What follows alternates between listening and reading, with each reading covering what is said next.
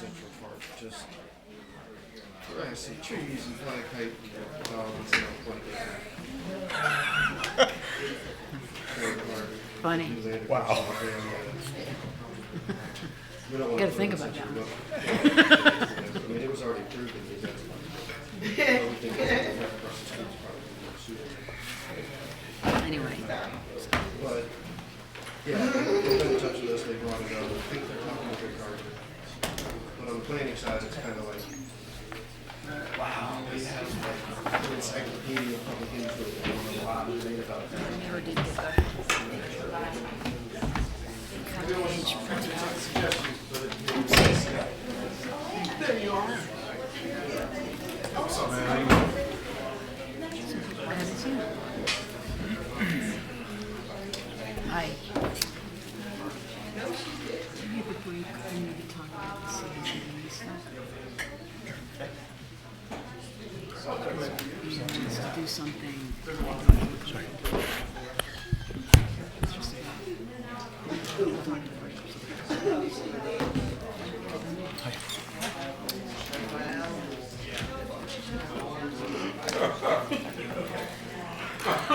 he's telling his silly jokes now. Started doing knock jokes. Oh gosh. So it's awesome with my voice because they're like old enough to get it. Oh yeah. And then it's endless. They don't know how to stop.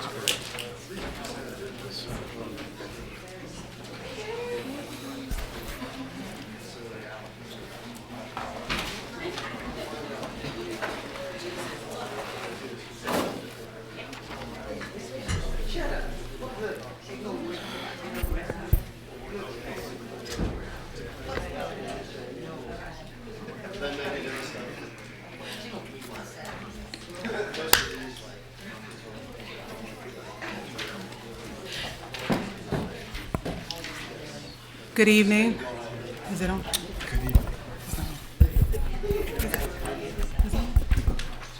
Good evening. Good evening. I call this meeting to order. Happy 2019.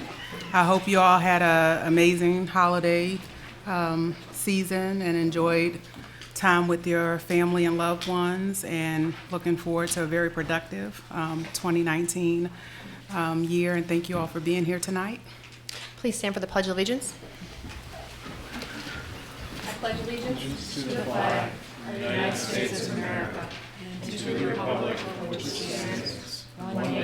Under God, indivisible, with liberty and justice for all.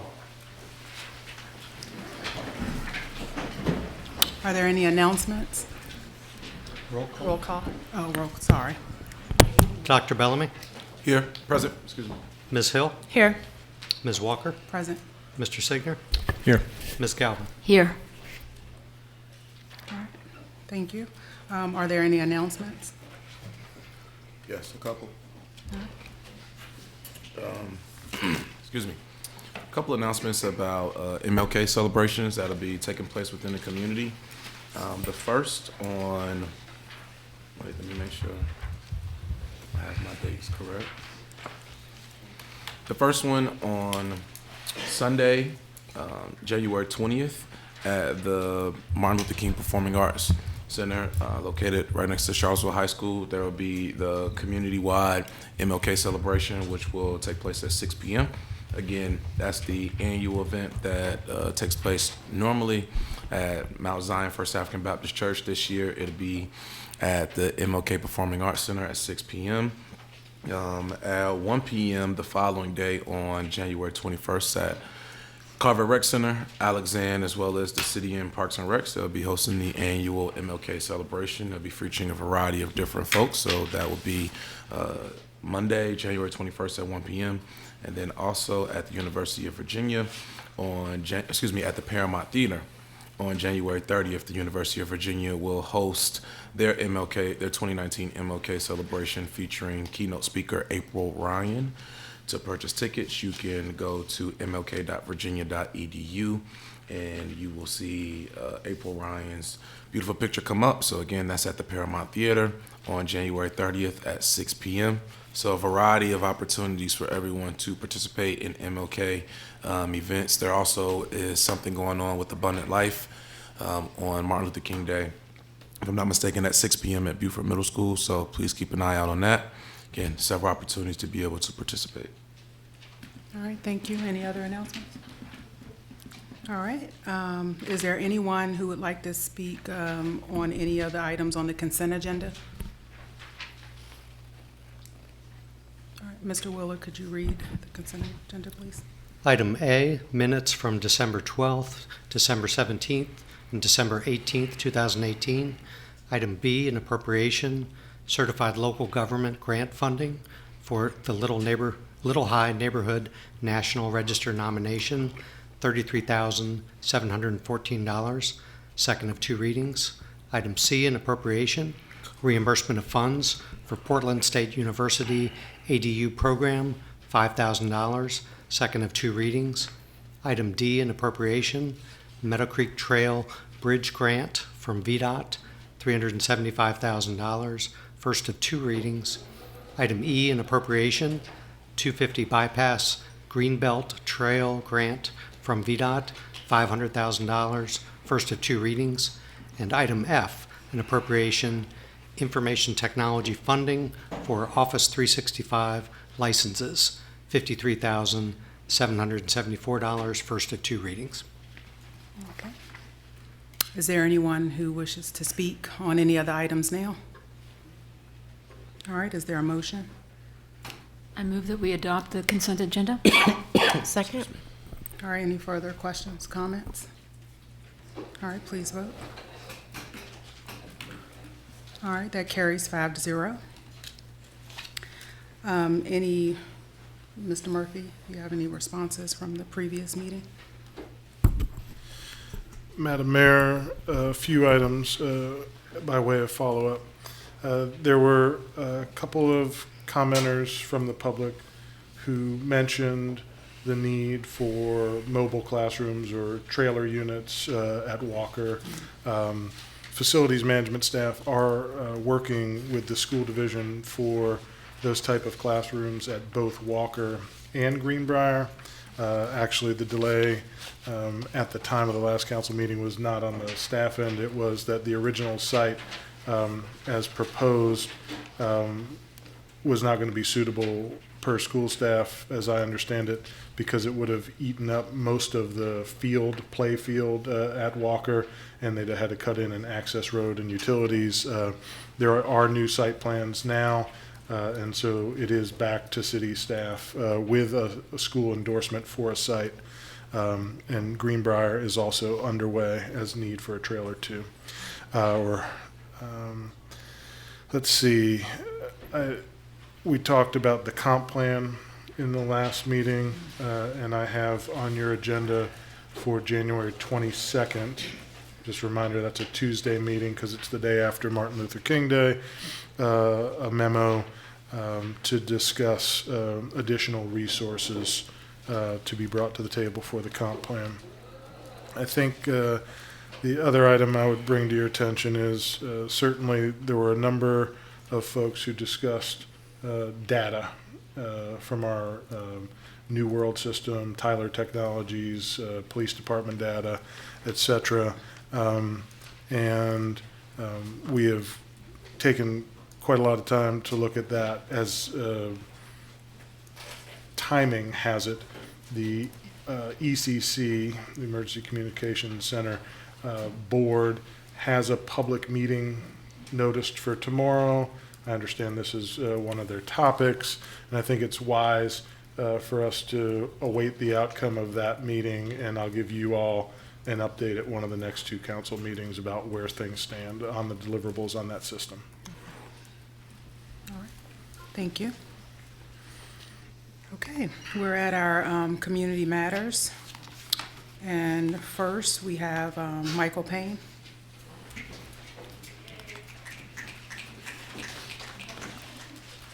Hello. Just want to highlight for everyone that the budget process is starting to just begin, and tomorrow at Tuesday there's going to be a joint session with council and the planning commission on the capital improvement projects budget, And that is the budget where our major infrastructure projects are. This is really the budget that defines who we are going to be as a city.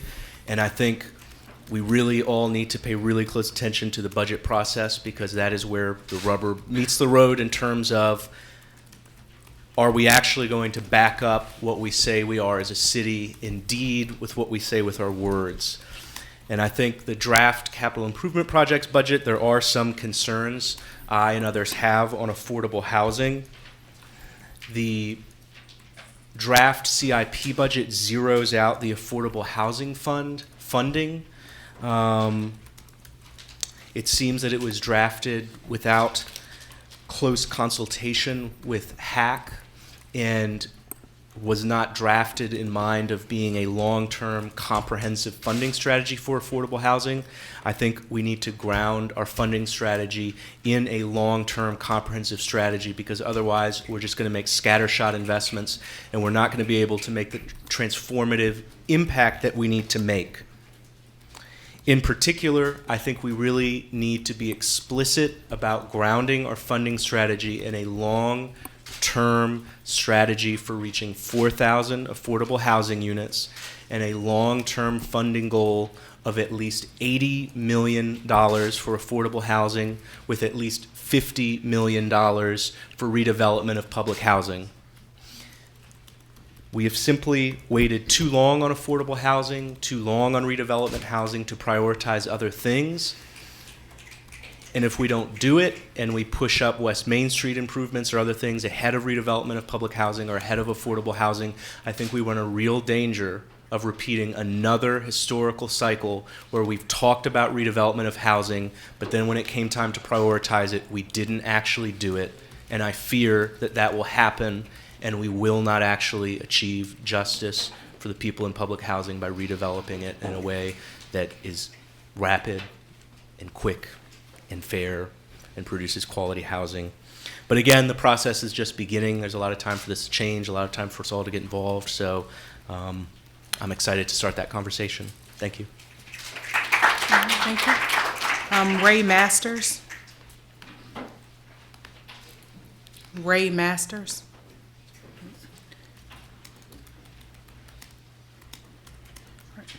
Kate. Hi, I'm Kate Fraley. I'm a resident of Charlottesville, and I want to share some things in relation to the recent news articles about the police department. And first, the vacancies in the police department are not a new thing. In the fall of 2016, I attended the Citizens Police Academy. During the first class, Chief Thomas shared with the group that there were 128 officers and a total staff of 155. They had 21 vacancies.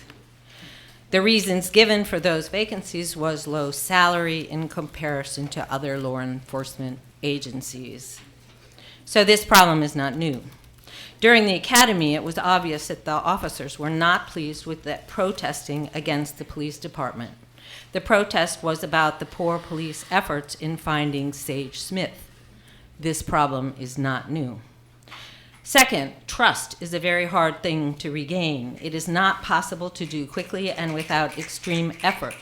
During Chief Longo's tenure in 2004, mouth swabs were taken from more than 150 black men because they were doing something quote unquote suspicious or looked like a drawing of a serial rapist. Since 2012, there has been evidence of disproportionate minority contact by law enforcement. This continues today. During Chief Longo's tenure, there was a hugely disparate effort to find a young white woman versus the effort to find a young black woman, Hannah Graham versus Sage Smith. During Chief Thomas' tenure, the actions of law enforcement during the summer of 2017 created intense distrust and insecurity. This is very well known in our community. These are not new problems, and the resulting distrust is valid.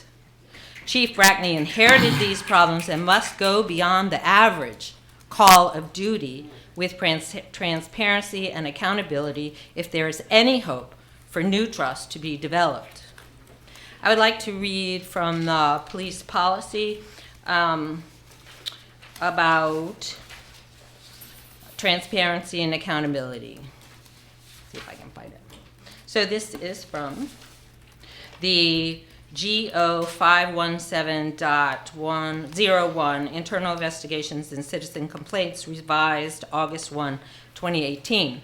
Number 7 under Roman numeral 9, the Internal Affairs Investigator will provide the Citizens Advisory Panel with a quarterly report of complaints, uses of force, pursuits, and stop and frisks.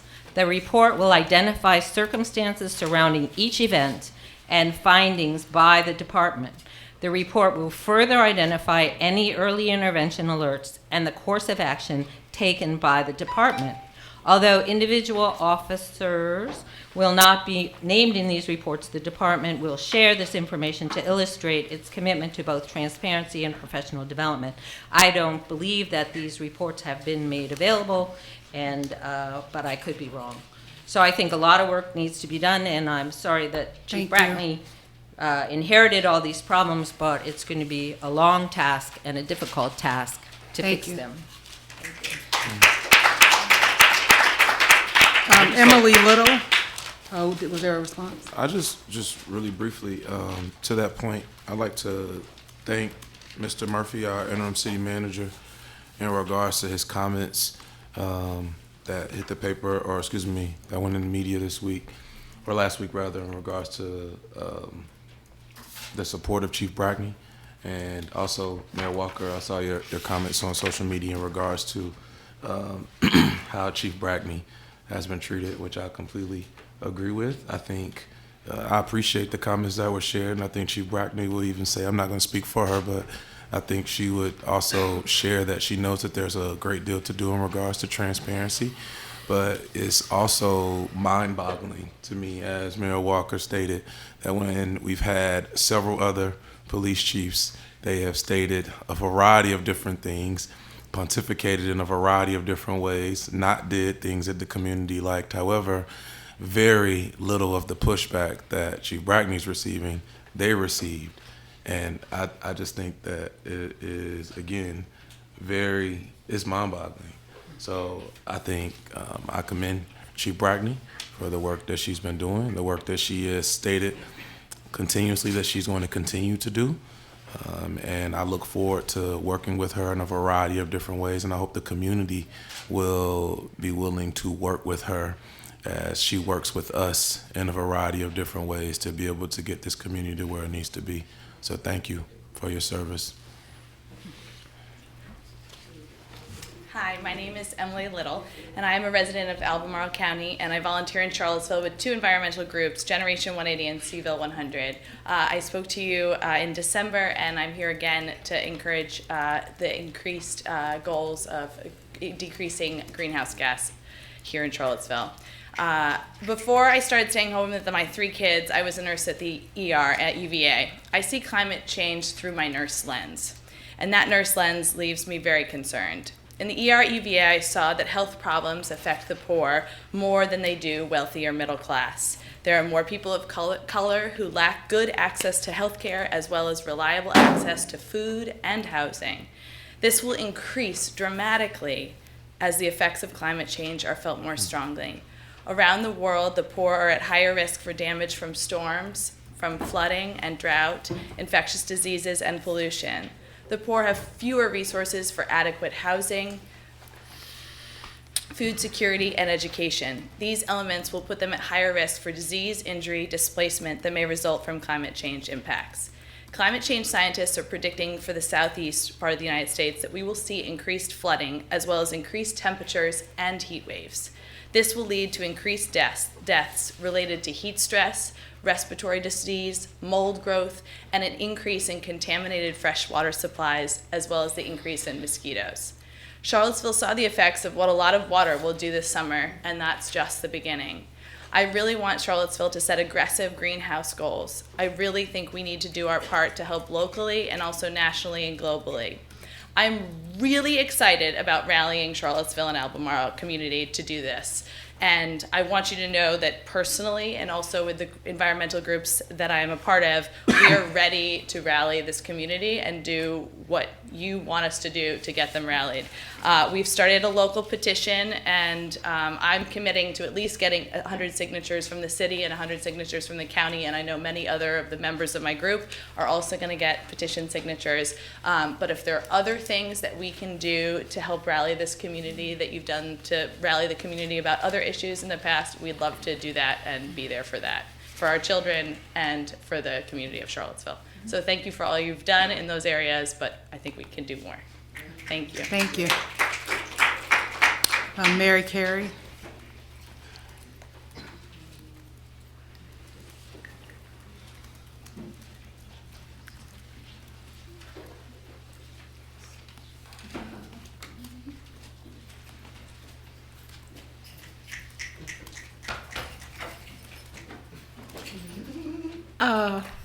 Happy New Year, y'all. Happy New Year. Year. Thank you. Ms. Gavin, I want you to think back before this council came and Ms. Sakos and Hoosier was mayor and all that. I came in here and asked for some transit over there on South Street. We had Mr. Jones, that's his name, transit man. We had him over there, and the city manager assistant before you was there at a meeting at Midway Manor, and was trying to get the trolley bus to come down Main Street and go down South Street. And due to those cars up there blocking our view, they moved the cars. So we figured that there would be like a bus stop there for the handicapped, the veterans, and the elderly people to get on the trolley and go down to the depot where they can catch their connection. Well, you remember what Mr. Jones said, Ms. Gavin? I know it's been a long time ago, but let me refresh your memory. He said that he couldn't bring his buses down there because a speed bump might drag the bottom of his buses. Now, as y'all know, Officer Tito got a Corvette. He comes down through there. It don't drag nothing. You got Fiats. They come down there, don't drag nothing. The speed bump is about this far off of the pavement of the street. So then Mr. Jones said that he couldn't give us any kind of information right now because he was waiting on Ms. Gavin to do her zoning. Because there's other people in the city that needed bus stops. You remember? I told you he said that to us. I don't forget much at my age. But anyway, he never got back with us. And this been years ago. We've been waiting. Now we got seniors over there, they're busy. Y'all all gonna get old. And you're gonna need somebody to help you around. Well, these people are still thinking that they can do it. But they still got to go across 2 streets to get to the bus stop. And one of those streets coming down Water Street is like 29 North, especially coming from Main Street going east. There's a blind spot right there at Lewis and Clark. By the time the people get into the crosswalk, they could be killed. You can see the cars coming up going west. But I'm just wondering, would it be too much to go back to that and see what you can do about that? Because they shouldn't have to. One lady, a friend of mine who's a resident, she has to leave her apartment 15 minutes to get across the street, like 15 minutes to the hour to get across the street to the bus stop to catch her bus at 10 after. That's just crazy. Now, if you could get the Charlie to come down just to pick up the folks. It won't take no skin off of him to change the schedule a little bit. I mean, hey, you're going across the mall anyway. So I'm just asking, can you revisit that, please? Thank you. Happy New Year one more time. Ms. Carey, can you stay for a second? Mr. Murphy. Asking you to stay. Yeah. That would be adding a route?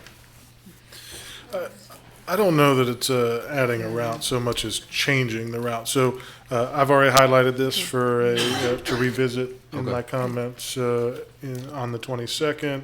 and we'll look at both the trolley question, and I'll talk with traffic engineer and bike ped folks about what the crosswalk situation is at the intersection of Ridge McIntyre and Main Street, South Street, Water Street, where that all changes there, and what that looks like in the tentative plans for the redesign of West Main Street, because it does start right there at the statue, and in part takes away that slip lane and changes that statue area into a park. So it may look quite different.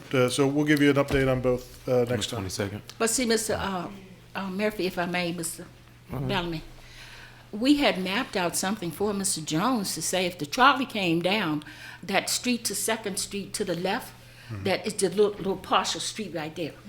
They got it going one way. Well, everybody go two ways anyway, because they come up and down South Street just like it's, they having a party. But see, what I'm saying is the trolley could come down and go down that little street and keep on across the mall. It wouldn't take 2 minutes. It's not a rerouting, Mr. Bellamy. It's just that it's a common sense question. Can you do it for the sake of some of our seniors? I mean, y'all about the people. At least you say you were when you ran. Yeah, I think that's So that's what I'm saying. Senior citizens are the people. yeah. I've got the issue. Thank you. Okay. Thank you. I'm Christine Nardi.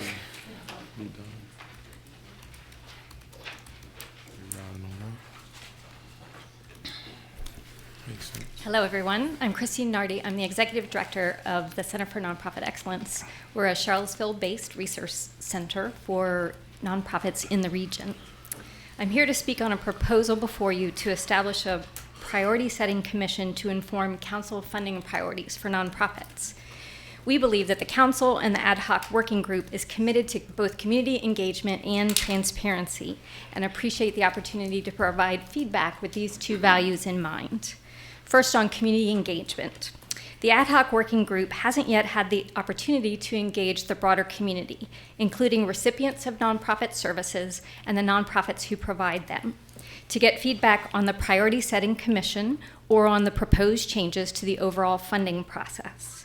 Given the intent to change the funding focus from general operating support to specific funding areas, we recommend a strong community engagement process before a commission is established, as the potential impact on some nonprofits and the clients they serve could be significant. Second, timing. We encourage consideration of the priority setting commission in the context of a full revised funding proposal. If a priority setting commission is formed in advance, it's unclear how any priority setting will be used to inform a process that has not yet been created. And then third, membership in the commission. If a priority setting commission is established, we recommend that the council ensure that membership include citizens with nonprofit expertise who can help inform council priorities and decision-making about how to fund local nonprofits. And finally, please consider CNE a community resource. 40 out of the 45 nonprofits who were funded via the ABRT process in FY 2019 are CNE members, and CNE supports a wide range of nonprofits, coalitions, and community building leaders in the region. Thank you. Thank you. So I have a comment about the priority setting, and we're going to talk about that a little bit later. But this is where I, think we're going to really have to make sure, one, that we are aware of whose interest is our primary focus.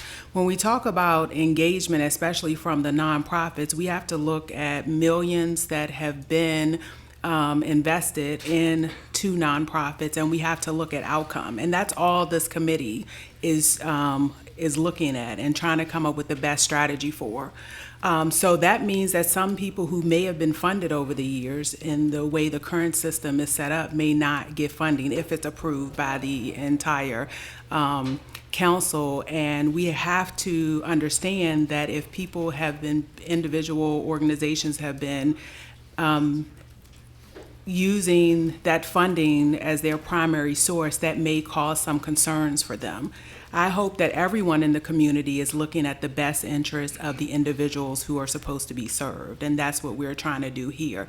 Not only is money being invested into the organizations, but are their outcomes, are people's lives changing, or are nonprofits being funded annually and not having a major impact? So that's what this process is attempting to do, to make sure. And the community engagement piece is number one. That's what we're looking for. We want to hear from the individuals being served. Are you being served well?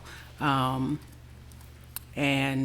so we will talk about that a little bit more a little bit later, but that's the intention of this. Any other? Sarah Burke.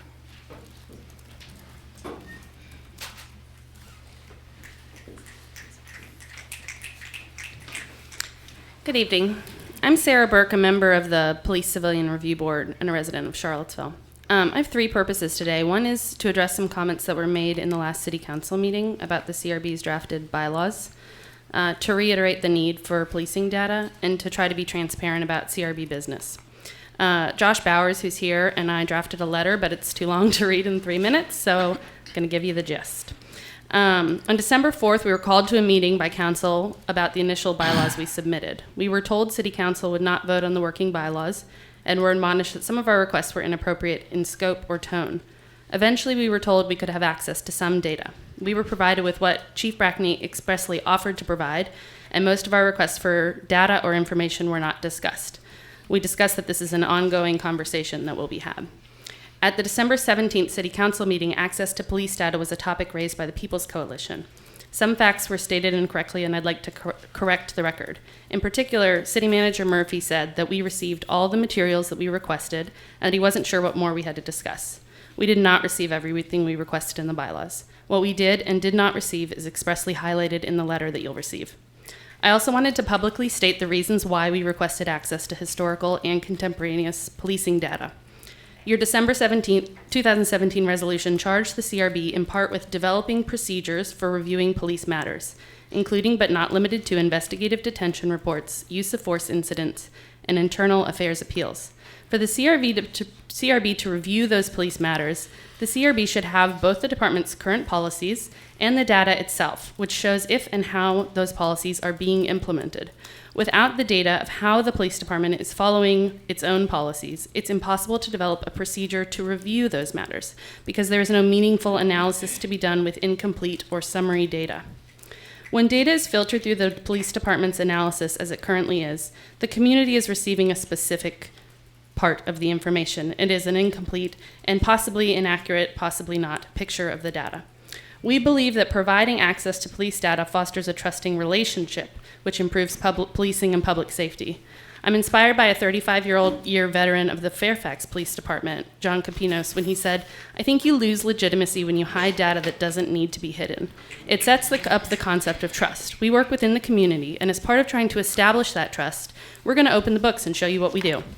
As an oversight agency, our responsibility is to foster trust and transparency, and we are simply asking the CPD to open the books in the same way other Virginia law enforcement agencies have committed to doing.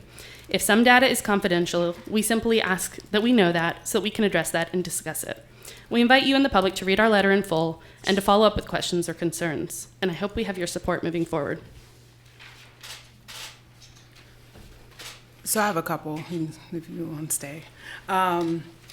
So I think, you reference, Mr. Murphy making the comment, but I also, what I understood happened that day was we had a conversation. We asked, what would you like today? And that you all were supposed to go back and have a conversation surrounding the data piece when we had the discussion around 7 years. Mm-hmm. Lisa Robertson made the comment about how long it would take to compile 7 years worth of data. We talked about the technology within the city. Mm-hmm. Mr. Murphy has addressed that.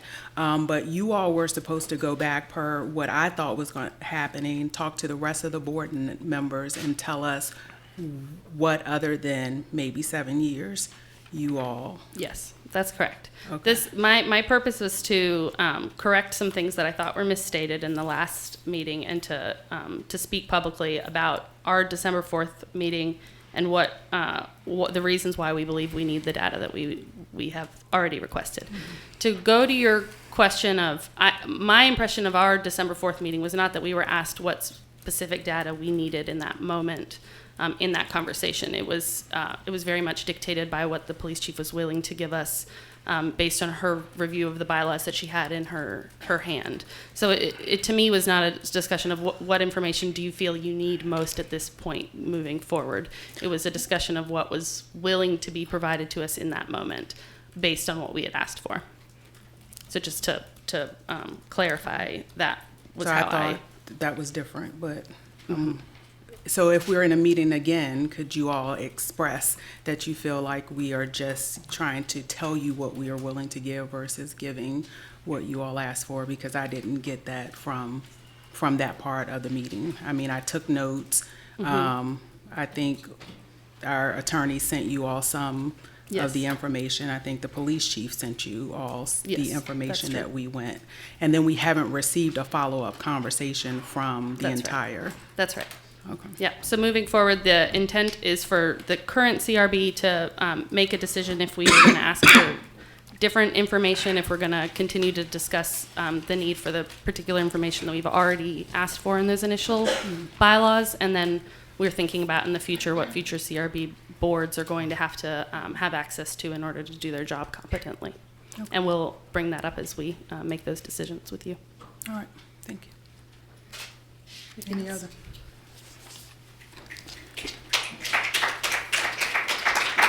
All right, Tony Wash.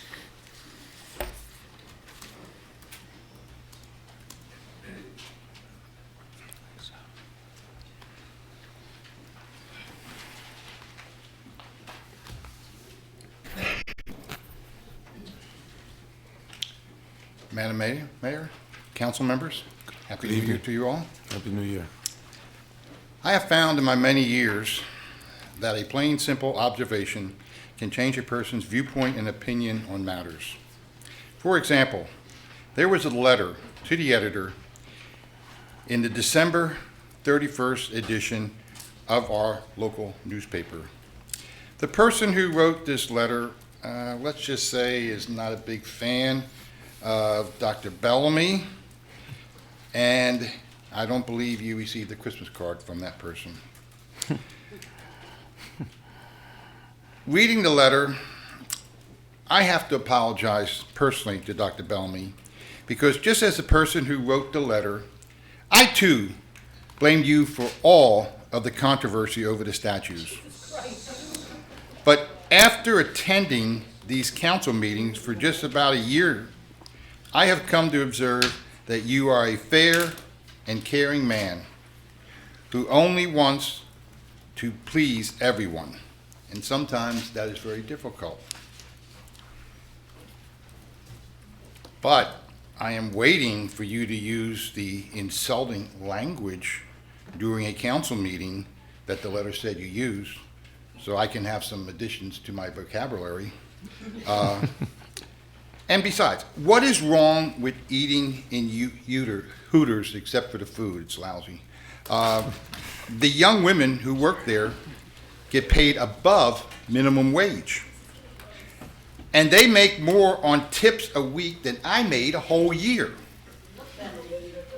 But I guess it would be okay for Dr. Bellamy to eat at a McDonald's who have not paid their employees minimum wage forever and still don't.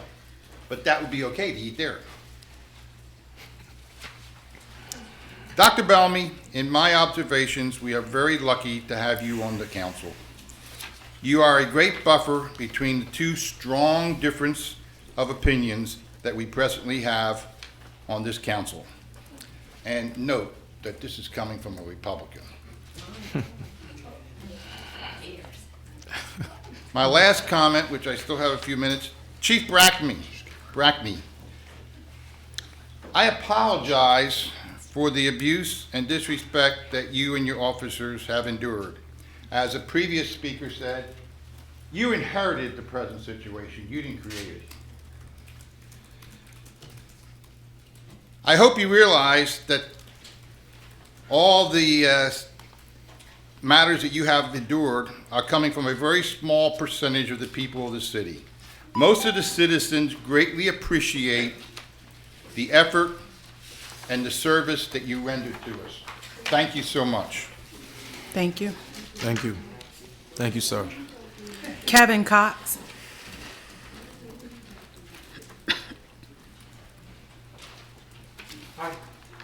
Hello. Hello. Hello. I live on Fairway Avenue, and I heard on the news the other day that Dr. Bellamy has proposed changing the name of Preston Avenue, but I didn't hear of any suggestion for a new name for the street. And my son came up with an idea, and I'd like to share it with you. I think it's a great idea. Before I tell you the name of the person, though, I'd like to talk a little bit about him. I knew him, worked with him on several issues. He was a great man. He was generous. He was kind. He was a local business person. He would do anything for anybody. He was very involved with the city in a number of different groups, and he was very productive. It was really a very unfortunate thing when he passed away a few years ago. It was unexpected. I'd like to read a few things that were said about him after his demise in 2012. While he was serious and passionate about his work, he had a very warm and happy spirit.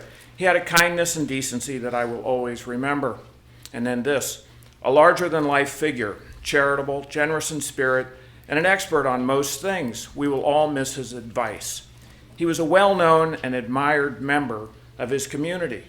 If you were ever lost in Charlottesville, he was the guy that put his hand on your shoulder and showed you the way. Now, I realize that there are concerns about changing the name of the street because of financial impacts. New signage, businesses will have to get new stationery. There'll be other costs for businesses that they will have to absorb. And so I have a way to kill two birds with one stone. Change the name of the street to Preston Avenue, after Preston Coiner. That's who I'm talking about. Okay? A great person who deserves the honor. But now, honestly, I have to tell you, I've been going around town the last couple of days asking people, do you know why that street is named Preston Avenue? Nobody knew. Nobody knew. Nobody really cares, actually. It's just not very important. As we heard from several speakers tonight, the police issue, now that's important, okay? That's really important. That deserves to be addressed. The people of Charlottesville deserve safe streets, safe from crime, safe from discriminatory harassment. We can all get along. The police department can get along with the people. We can have a good, transparent relationship. So please address that issue and don't continue to create problems and issues that only will increase distance between the people. Thank you. I have a quick question, or maybe not so quick, but do you know why Dr. Bellamy proposed the name change? I heard in the news that it was because Rector Preston owned slaves. That's not his name. He was the rector at UVA. Right. Rector was not his name. No, I didn't say that was his name. You just said Rector Preston. As a title. Okay. Okay. Okay. So do you, I mean, and we had this discussion around the statute, so I don't think it's intentionally trying to create division, but names matter, which is, I mean, every time there's the UVA just did it in the age of university in the age of slavery, Right. the Blue Ribbon Commission did it. I mean, you get to the foundation of why in our area are things named after the people they're named Was after. the name chosen because he owned slaves? That's a critical issue here, one my wife brought up. Could you read the article? If the street was named to honor his owning of people, change the name. But that's not, I don't think. Why did that street go You don't know. communities and was named Preston Avenue? Why Why do you think that was? Nancy. Would you like to? Nancy, please. I think Think was about gonna. it. Names mean something. So that's an important issue, was that the name chosen to honor the owning of slaves or for some other reason. Keep in mind, if it was the owning of slaves that was the conditional factor, you got a lot of people in town, a lot of streets. Well, you, Change them all. excuse me. Yeah, thank you. So just part of that thought process is part of the reason that we are where we are today. It's not that people were acknowledged. I mean, you know, individuals who enslaved people didn't even acknowledge that their wealth or status was attributed to the fact that people were enslaved, right? And that they benefited directly from it. So it's not ever, it wouldn't have probably happened that this person would have received recognition from their name because they enslaved people. But yet they had the opportunity, that status in the time and place that they lived, and that the benefit that they received off the backs of other people. And I think that is the conversation that Dr. Bellamy is attempting to have in this community about what does true healing and true reconciliation look like. People didn't even know what the road was named after. So now they know. But That's what the difference- point. What they care about is walking down the street and having a decent life today. So if I may, let Mayor me- Walker. So here I am, Moving on. Mr. Walker, Mayor Walker. Okay. One of the issues in which you have described, and I find it very telling, in which you refuse to look at me, yet you would like to address me. Thank you, sir. That means a great deal to me. Let's show each other the proper amount of respect. So with that being said, I didn't look at. I didn't interrupt you I'm not trying to either. disrespect you, Dr. Bellamy. Thank you, sir. So specifically, you brought up points stating that you've spoken with a variety of different people in regards to whether or not they knew what the meaning or the origination of the street was for. You said that, correct? Yeah. All right. So now you do know that Colonel Preston, or Rector Preston, as you would like to call him, he was a slave owner of he owned 29 slaves right here in the city of Charlottesville. One of the fundamental purposes of this entire discussion is bringing awareness. The fact in which you have attributed that you didn't know, that you made very clear that you didn't know that Colonel Preston owed 29 slaves. know who he was. So, sir, I need to be able to speak. There are 29 different people who he owned. That's one. That's something that we need to address. Secondly, when we look at the fact that that street, Preston Avenue, is indeed literally in the middle of two predominantly African-American neighborhoods, and it was named Preston Avenue after this gentleman, was not by mistake. Those are things that, we need to be made aware of. And secondly, if this is going to be one of the major throughways and roads in our city, specifically after everything that's transpired here with the white supremacist attacks and the history that we've had in our community, why is it that if awareness is made of this individual, his background, his lineage, and as Mayor Walker said, the fact that he was a very wealthy man off of the backs of individuals, people, not 3/5 of a man or not cattle or livestock as they like to be called, real humans. He made his fortune and background while fighting for the Confederacy off the backs of these individuals. Me personally, I don't believe that's the kind of individual who we need to honor with the street name on one of our main streets in Charlottesville. I think one of your other points is indeed well taken. There are a variety of different financial implications if we were to change the name of Preston Avenue. I've submitted a proposal to council, to my colleagues, in which I'm hoping that we'll discuss in the very near future, about not changing the entire Preston name, but there is a woman who the Minor Preston Scholarship is named after, Miss Azalee Preston, Miss Azalee Minor Preston. You can do your Googles and look her up. There's a scholarship named after her, who did a variety of things for our community, who still has a house on the legal aid, the legal aid land right off of Preston Avenue now. There would be a seamless transition if we were to even do something ceremonious. Put her name and make sure that everyone in our communities know that this street will not be named after Colonel Preston, but instead Miss Preston. There's different ways in which we can address this issue, but awareness is the key. And when individuals say things like, well, where do we stop? There are a variety of people who had slaves in our community. There's a variety of people who we need to address. We need to know who those individuals are, and we need to discuss what we're going to do with them. One of the biggest sins, in my personal opinion, of this country is owning of individuals who look like me. And the fact that once we know that, we can then say, well, we know it, we can't change it, let's just continue to live our lives, I think is an issue. We can address the symbolic as well as the substantive simultaneously. It's my job as a counselor to be able to walk and chew gum at the same time. At the same time, when I presented this proposition to council about changing the name of Preston Avenue, I also presented them with something to increase minority businesses. So don't think that this is all just symbolic. There's a lot of work being done. But this specifically, Preston Avenue, named after Colonel Thomas Preston, that needs to be changed. I don't know anything else about Colonel Preston. I don't know anything else now about Colonel Preston except he owned slaves. Did he do anything else? That's the point. That was enough. Okay, so we're going to remove Jefferson from the front of the building? I mean, We could. Thank you. That's Thanks. Thank you. How would you feel the white people were enslaved and all this? Slavery was a terrible thing. Hold on. I am not condoning slavery. Look, So thank you. We're moving. Exploitation of Excuse young boys me. by Thomas Jefferson was an awful thing. I know that. So we're moving. Thank you.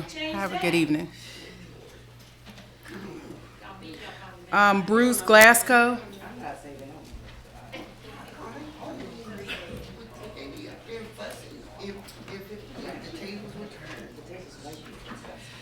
Good evening. Hello. Hopefully this will be less contentious. My name is Bruce Glasgow. I am a professor at Piedmont Virginia Community College, as well as a citizen who is concerned about the ongoing climate crisis, and a member of local environmental groups 350.org Central Virginia and the Seville 100 Climate Coalition. On behalf of all of these groups, first, I would like to commend the Charlottesville City Council for deciding in June of last year to join the Global Compact of Mayors Agreement, a global coalition of mayors and city officials committed to mitigating climate change.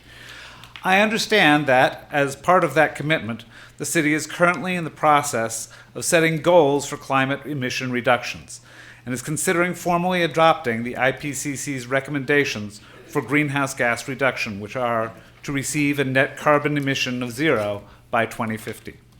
I also understand that as one of the first steps towards this goal, they have asked the Seville 100 Climate Coalition to help build public support for setting an ambitious goal by June of this year. In order to respond and meet this request, Seville 100 is working with Piedmont Virginia Community College, where I work, to host a community climate forum on Thursday, January 24th at 6:30 at Piedmont Community College. We are inviting speakers who are experts on actions that both the city and the city's residents can take in order to reduce our individual and citywide carbon footprints and meet these ambitious carbon reduction goals, and to bring community support for doing all we can to fight climate change. Also, the Green Grannies are going to be singing. I would like to invite everyone present today to attend this forum. Again, this will take place at Piedmont Virginia Community College on Thursday, January 24th at 6:30 in Lecture Hall 229. And I will send out an email about this as well to the council. Thank you for your time. Thank you. Rosia Parker.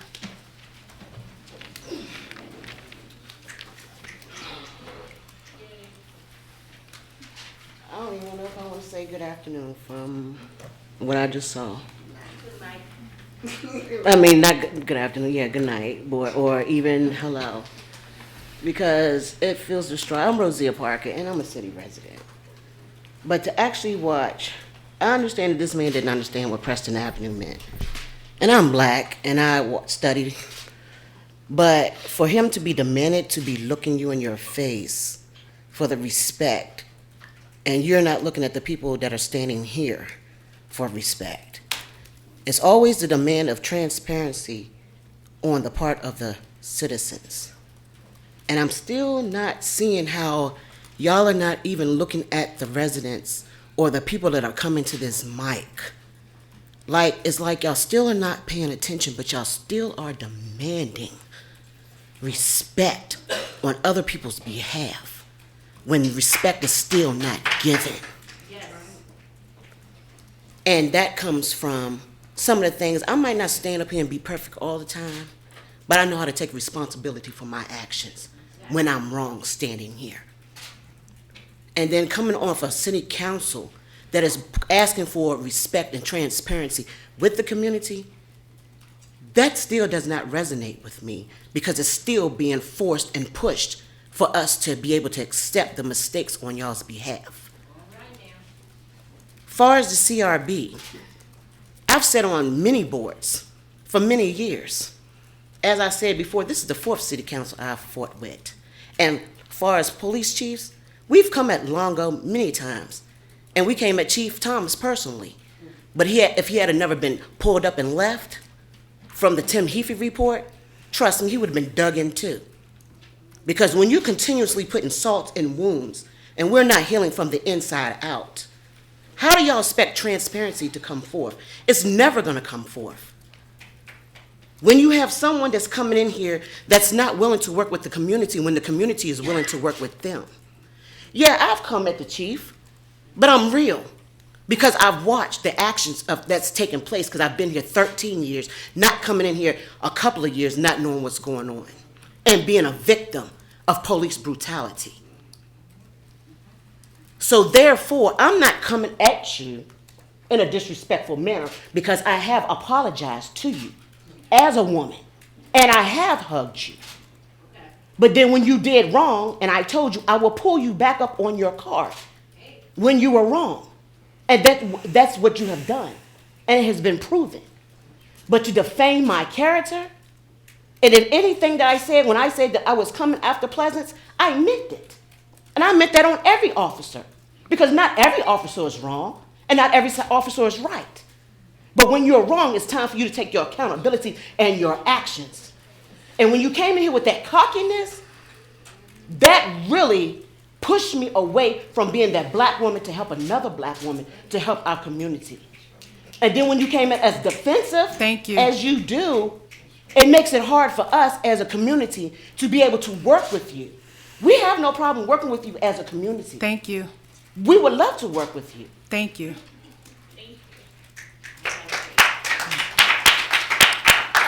Cliff Hall.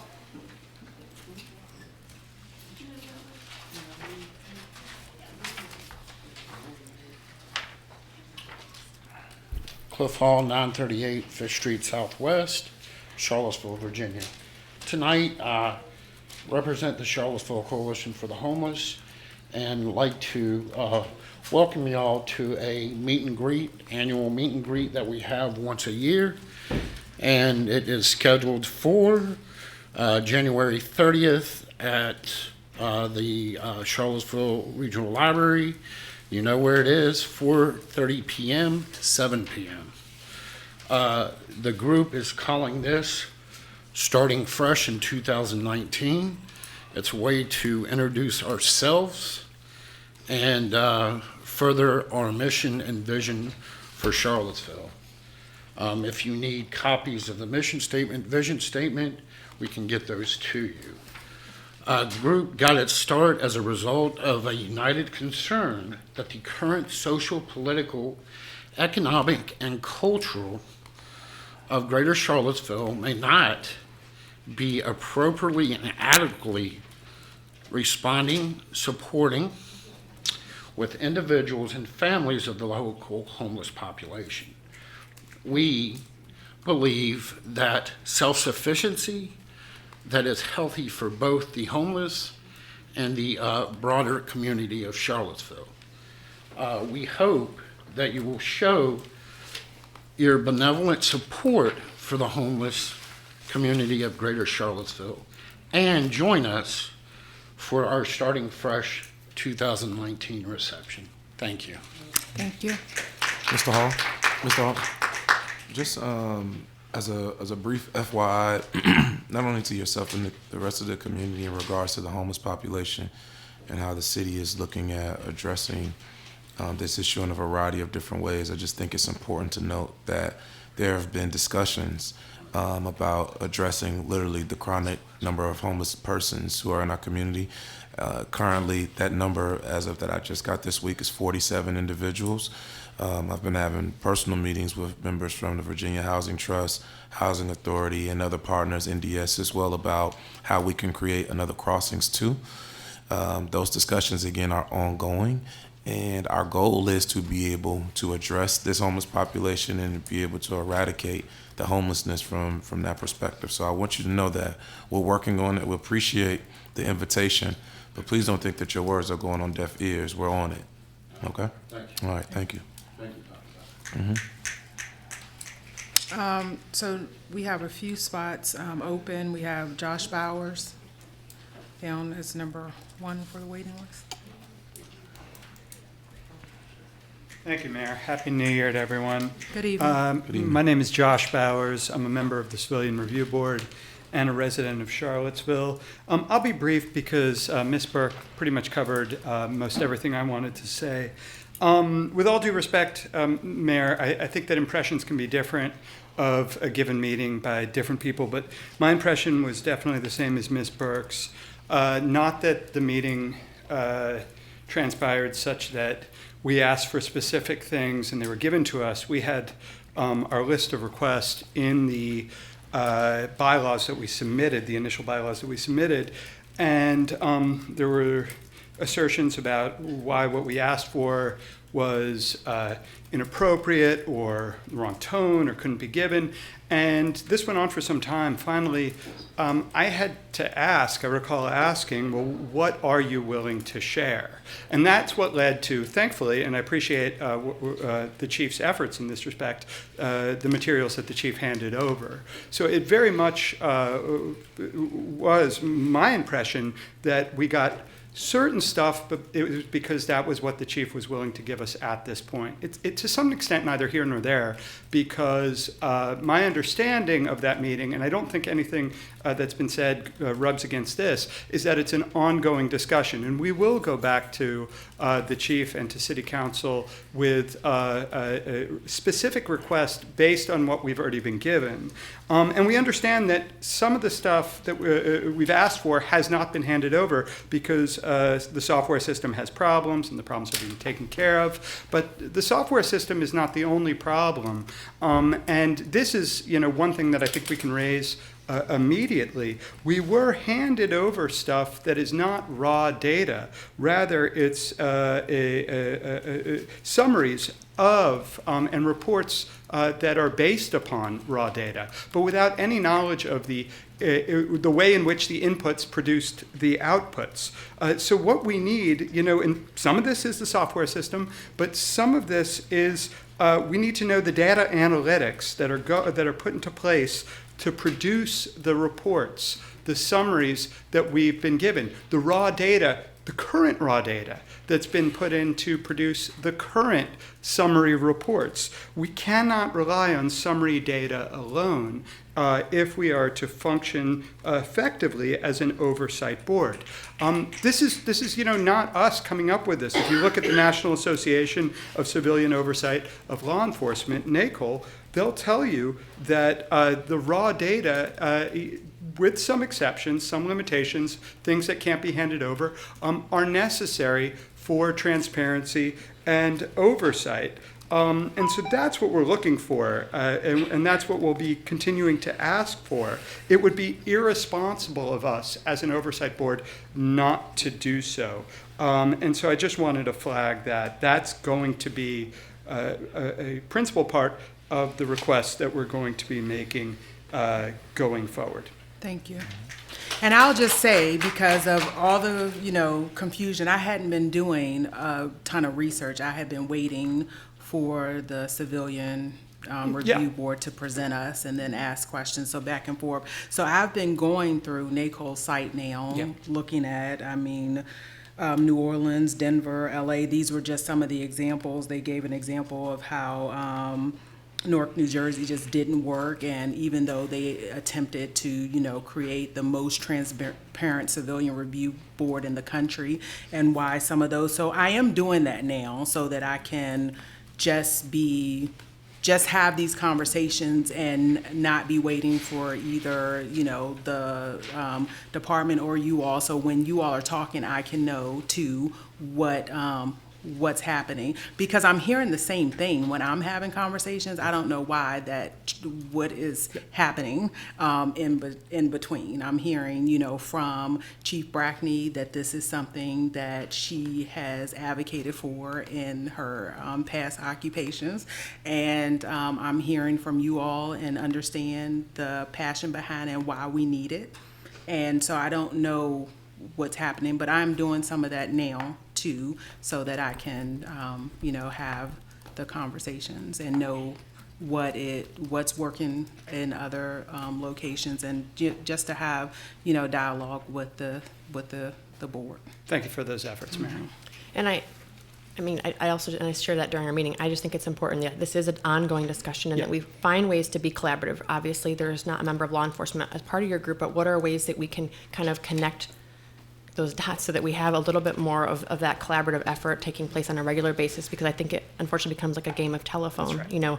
One person passes it along, and I think if we have more of a direct connection, I think you all need to tell us what support you would like from our law enforcement community that would help in that matter. So.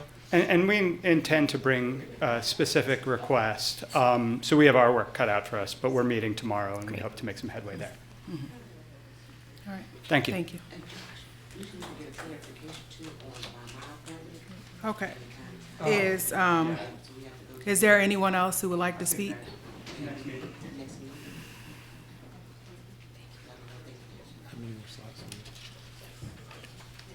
Mayor Walker, how many more slides do we have? 2? Never mind. 4. Hello. Hello. Good evening. Good evening. Angeline Kahn, Charlottesville resident.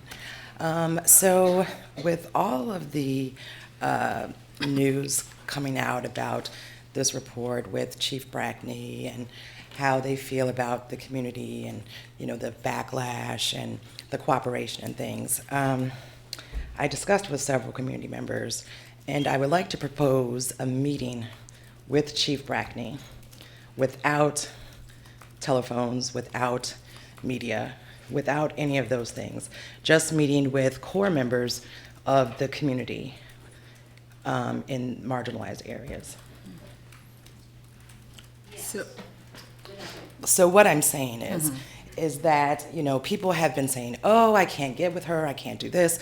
Fine. What I'm going to say is I will facilitate the meeting, and it won't be a meeting that will consist of, badgering, going back and forth. We're not doing that anymore. It's 2019. That's already been done. We need to move forward. Activists and local organizers need to have their voices heard. In last year, when we were discussing August 12th of 2018, it was suggested that Chief Brackney meet with members of DSA, Black Lives Matter. I believe you're the one that proposed that, right? So I'm not sure if that meeting ever happened. I'm not sure who met with whom. But what I do know for sure is that voices are not being heard till this time, and it's time to end that. We need to have access to have a discussion, open, honestly, about what is taking place, what the plans are for the future of Charlottesville and the safety of our residents. Okay. All right, is there anyone else who would like to speak? I just need a response. No, she wouldn't give you a response, Mr. Murphy. Okay, so can I have He's a not going to give it, this is the section next time, because they would need to communicate.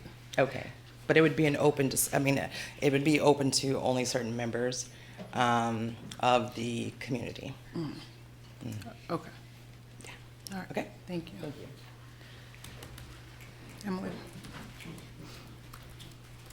Good evening. My name is Emily Dreyfus, and I'm an organizer with the Legal Aid Justice Center and on the Advisory Council for the Charlottesville Public Housing Association of Residents. I'd like to echo what Michael Payne said about the capital improvements budget. I'm very concerned about the information that we've seen so far, And I think it's an opportunity for the council and the planning commission to really show where your priorities are.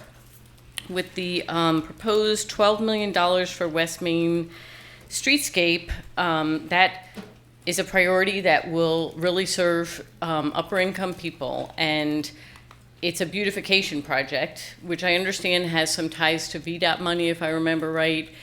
But at the point where the city is spending this kind of millions, it seems like VDOT money ought to be walked away from. And we need to reshift and be looking at people whose quality of life is really suffering. And there are many. So one of the other concerns I had is that the Charlottesville Affordable Housing Fund appears to be eliminated from the capital improvements budget, and that would mean that many of the current housing providers would no longer receive grants to do things like home ownership, potentially, renovating housing for free so that people don't get displaced because of the repair costs that they're facing, and more. There's also didn't seem to be anything speaking to permanent supportive housing other than the money for the housing authority's redevelopment, which is really not permanent supportive housing. That's more what needs to be provided for people who are experiencing homelessness. So I would hope that that might be a consideration that could be built back into the budget through the Charlottesville Affordable Housing Fund or another mechanism. I'm concerned about the process in the Big View because the Housing Advisory Committee has been working toward putting the steps in place in order to have a comprehensive housing strategy that would focus on equity. And that's really what we need in the community. And this seems like a priority setting that is short-circuiting that. And I know that funds need to be dedicated and we need to see significant investment in redevelopment. So I'm not advocating against the additional funding for housing, but I think we need to be careful that we're not really changing direction of policy, like eliminating funding for the Affordable Housing Fund. And I hope that the work with the HAC will continue to be a focus for a real equity-focused housing strategy. Thank you. Thank you. Is there anyone else who would like to speak? Mayor Walker, may I make a comment? A couple comments. I'd like to speak to two things. The first one is about a sustainable funding source for the Charlottesville Affordable Housing Fund. And I just want to remind my colleagues that that was what I was proposing with what they call a synthetic tax increment finance district. That's something that is, you kind of lasso a corridor, a growth corridor that's generating a lot of revenue, and you take the differential between years of growth, and then you dedicate a certain percentage of that to a particular fund. And I had proposed the Charlottesville Affordable Housing Fund. And that was something that was identified by Ms. Pethia before she left, that there is not a sustainable funding source. The special use permit process we have is not a sustainable funding source for the housing fund. It is sporadic. It happens once in a while per project. It's not ongoing as a synthetic tax increment finance district would be.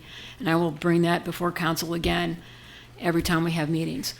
The second thing I'd like to bring up is this tension that we continue to feel between making investments to create a much more multimodal, sustainable future relative to our desire right now to be more equitable. And I think the challenge for us is that we cannot be canceling one out for the other. And just to remind people where we are and what the West Main Street Improvement Project is doing, it is, if anybody has walked along West Main Street, it becomes common knowledge that the sidewalks are narrow and broken and interrupted by root systems that are rising up out of the ground. They are terrible, terrible problems for people with handicaps of any kind, be they mobility or vision. And it's a question of equity from that perspective as well. There is no room for bus shelters. It's interesting, we've gotten emails where people have said that they want more transit, they want more promotion of buses, And at the same time, they don't want improvements, like street improvements along on West Main Street. But if you don't figure out a way to declutter those sidewalks, because that's the only way to get the space you need, because you don't have any more right-of-way that you can grab, then you've got to do something, and that is undergrounding the utilities. The environmental groups, I think we have a really big challenge on our hands with Dominion Energy. Dominion Energy is the entity that refuses to pay for the undergrounding of utilities, and it puts that on the shoulders of localities.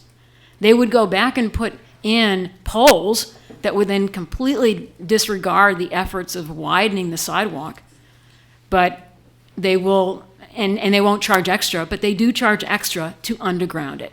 And I've been working with other environmental groups to figure out ways, like they do in Alexandria, to do cost sharing. I have put in our legislative request that we have an open ditch policy, that the state legislature would let us then, when the ditch is open, then you underground. But so far, those have not been successful efforts. So I just want to say, when greenhouse gas emissions are a big issue with global climate change, and they are, and a third of those emissions come from our transportation sector, you have to switch your modes of transportation. Right now, this is a city that does walk. It's like 14% of the people in this city commute to work. That's like 3 times more than national average. We got to do better. We have about 4% of the people in our community bicycle. That's twice what happens in the country, but we got to do better. Because those are the kinds of things that you need to do to get people weaned off of fossil fuels and weaned off of single occupant vehicle driving. So I just want to point that out. These are not mutually exclusive goals. They are to create an equitable and a sustainable place. So I know we'll be welcoming more conversations about street improvements. We're looking at Elliott Street has got to be improved. We're looking at Avon, Belmont. All these things are for multimodal transportation, and that's what's opening the door for buses, for walking, and for biking. Thank you. Thank you. I think just one other comment. Sorry, Mayor Walker. Just for Ms. Dreyfus, I think it's important to understand that we're not dissolving the Affordable Housing Fund, just like wiping it out. In fact, what we're doing is transferring those dollars into redevelopment to ensure that we're addressing those needs. So it's not that like it's just coming off of the budget. We're actually trying to do exactly what you said in terms of making sure that redevelopment efforts, like similar to what we had the meeting for earlier today, are going to be sustained, as well as get the funding that they need. I think there's a concern, though, that the traditional funding source recipients of that will be cut short, and there's other types of housing, affordable housing, that is addressed through those funding sources. That there's other organizations that apply annually, and that those will no longer be addressed. That's, I think, the point that was trying to be made. Yeah. And so that's, I think we're back to the conversation about whether we need additional money in terms of bonding and our bonding power, and whether we're willing to make that investment instead of trying to, figure it out in this very, I think, safe way that we're trying to figure it out. I mean, it's the conversation that we're going to have. Yeah, I mean, it's my position that we're going to have to do the bond. Like, we need to do the bond. We have a AAA bond rating. We need to use it. But, I mean, we'll have that discussion during budget sessions, the amount of money that we need to be able to address the affordable housing issue, because there's a plethora of different affordable housing structures that are needed within our community for a wide variety of different people. We have to be able to utilize different streams of income to address it. That's my position, but again, I know we'll talk about it during other budget sessions. I don't want to belabor the point right now. And we also need to make sure we're spending the money well. Wisely, I agree. Okay, and I keep saying it, and we keep, wanting to believe that good intentions are enough. And there are a lot of people who do really great work, but we have to acknowledge that some of the ways that we've been spending this money hasn't been the best use of those dollars. And with the very active community that we have, anytime that we attempt to look at those funds and redirect them, there's going to be some backlash. And, council will have to decide whether that's, they're going to stand firm with the decisions. So, I do have one more point, if I may. I had forgotten about it because one of the members of the public had mentioned the flooding related to global climate change. And it does get down to details. How you manage your stormwater runoff is very important. And one of the things that's happening on West Main Street is that we're using this technology called Silvacell technology. It's giving the tree roots much more soil to grow in, so they won't be rearing up out of the sidewalks. But at the same time, the Department of Environmental Quality has given the go-ahead as of last year that they can help us count towards our diminishing of the total maximum daily loads of pollutants in our Chesapeake Bay. This is important. We get credits for that. So the fact that this, and it's going to be twice, 2 to 3 times state money and also money from UVA has been contributed for this West Main Street improvement. So in that sense, leveraging local dollars to get 2 to 3 times more money from other places is very smart. And I've said many times, we've got to get our housing agencies at the state level to start acting like our transportation departments at the state level. They give us matching grants. We need far more of that kind of activity at the state level with regards to housing. But to deny and not use state money that is going to help us further our sustainability goals, to me, is not very wise. So we got to, and we're going to have to do it all. And I just wanted to echo the point around leveraging dollars, because I think one of the things that we actually have the Housing Advisory Committee coming back to us with is just understanding, are there other funding sources that could be helping us on the affordable housing front, even in our public housing realm and otherwise? Because these are large dollars we're talking about. And if, again, we can use city dollars to be the leverage point to invite more investment, I just want to make sure that we're really exhaustive in that, because there's significant funds available in a number of areas, and I just want to make sure that we've vetted them all. You was talking about the tree roots causing problems. Well, I read the paper a month or so ago, they were planting all these trees on Main Street. Why keep planting trees if it's going to create a problem? Well, the problem is the way the trees are there now and how they were planted. Okay, the tree needed about 5 times more soil than the way they were planted 30 years ago. And so that's why they're all bumping up out of the ground. So that way they're going to be planted is going to be different, and the way they're going to be planted is actually going to be filtering all the stormwater runoff a lot better than currently is done today. And we're going to get credit from the state, from the Department of Environmental Quality. So that's where that's coming from. And we're expanding the other big thing that trees do is they suck up all the emissions from cars. And we're increasing the canopy cover 400% on that street. And that's a highly trafficked street right now with bicycles and pedestrians, because major employers along that street, a lot of people use it. So, and it was identified in a public process over a year, public process with the Streets That Work, that was a high priority street. So it came through a process, it engaged the community, it secured state money, it secured money from UVA, which is unusual, and it's meeting our goals to become a much more sustainable community and cutting down greenhouse gas emissions. So I thank you for your question, and I love those pictures you lent me. I will get them back to you. Thank you. And there was an executive order to speak from the governor, I think the end of November, early December, one of those. And that's making affordable housing a priority. So yes, there should be some money. funding Absolutely. coming. I just wanted to add one other note on West Main, which is another angle to what Councilor Galvin was talking about, which is safety. So that if a progressive city, bikes and transportation equity are really important. We hear a lot about greenhouse gas emissions through cars. Bikes are one of the cheapest, most reliable forms of transportation anybody can use to get around, particularly in a city that's not super far north or super far south. West Main is the most flat corridor that can connect most parts of the city. So if you're going to take the city to the next level, it has to depend on West Main with biking, with getting us out of our cars.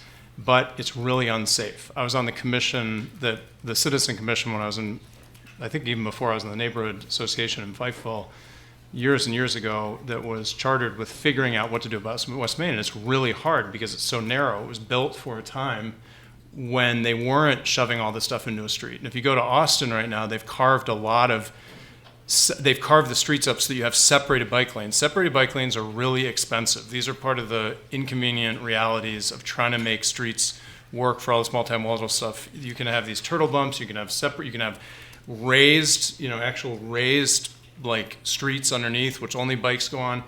What we ended up doing with the West Main plan was, actually you Kathy was part of the cracking the code of figuring out these weaving bike lanes and how many parking spaces we're going to lose, but you needed separated bike lanes that would feel safe for somebody to drive. If any of you ride a bike right now, particularly if you have kids with you, it is not a safe experience right now on West Main. There are bike lanes, but it's not safe.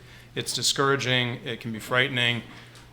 A lot of people have had friends who've had bad accidents there. I have. And the thing that tilted me mostly in favor of it was establishing safe, protected, and costly bike lanes on the central corridor that is flat, that people would actually use. That to me was the number one thing, and that is kind of the key to unlock everything else, and it's very difficult and expensive to do. And then getting UVA on board, contributing $5 million through an extensive negotiation to contribute to safety and lighting for kids, or for students who would be using this corridor, hopefully very diversely, was second. And then the third was, there was an extensive process that went over 2 years to try and make the corridor more inviting and embracing of the surrounding historic neighborhoods, including through recognizing history, the people, the leaders, the communities that were in Star Hill, 10th and Page, West Haven, and Fikeville, and Orangedale. That was the goal. There's tons of work that's gone into that. It's just starting.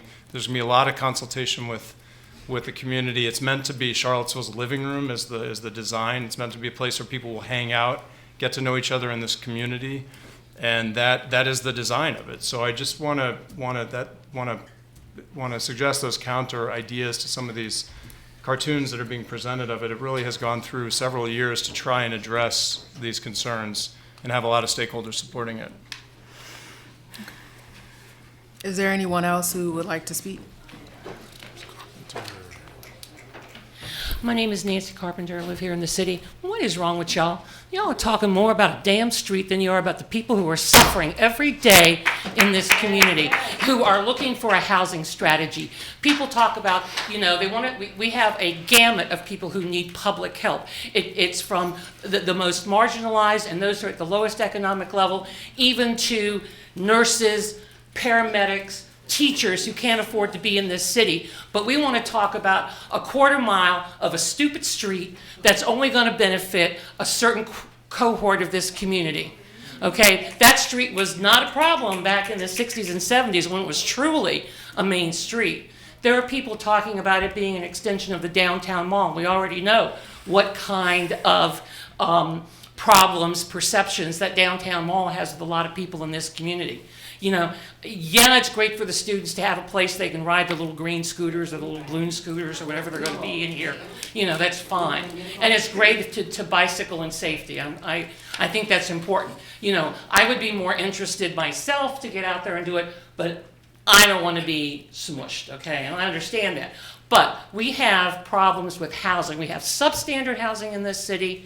We have people who only have choices to live in substandard housing. We have families who don't have places to live. We have professionals that can't live in this city, and yet we want to talk about $12 million to make it real pretty, maybe, and there's maybe a spot for that, but I really think if we want to talk about what values and visions are, it's about the people that live here. According to all the science that's out there recently, we've got about 12 years globally to figure out the climate on this planet before it really begins to affect flooding and the storms that we have here, the tornadoes that will be worse, the rainstorms that will be worse, the hurricane remnants that will be worse. Let's talk about housing so people can have sustainable housing and safe housing to address those issues instead of worrying about a little street that won't matter in 15 years. Is there anyone else who would like to speak? No? All right, so we will come back at 8:10.